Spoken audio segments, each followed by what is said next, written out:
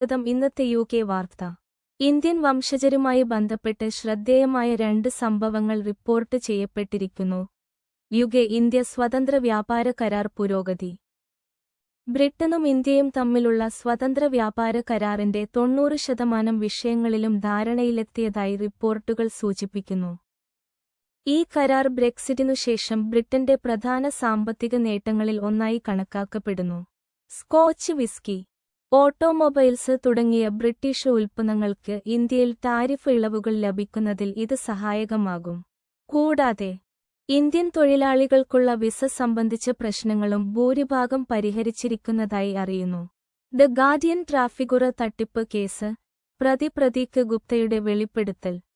Geneva ആസ്ഥാനമായ ട്രാഫിക്കുറ കമ്പനിയുടെ $600 ദശലക്ഷം തട്ടിപ്പ് കേസിൽ ഇന്ത്യൻ വ്യവസായിയായ പ്രതീക് ഗുപ്ത 2025 ഏപ്രിൽ 16 വരെ രേഖകൾ ഹാജരാക്കാൻ ലണ്ടൻ കോടതിയുമായി ധാരണയിലെത്തി.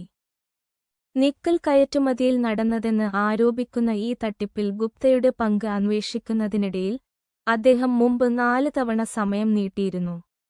ഈ സമയം പാലിക്കാത്ത പക്ഷം അദ്ദേഹത്തിന്റെ പ്രതിരോധം കോടതി തള്ളിക്കളയാൻ സാധ്യതയുണ്ട്.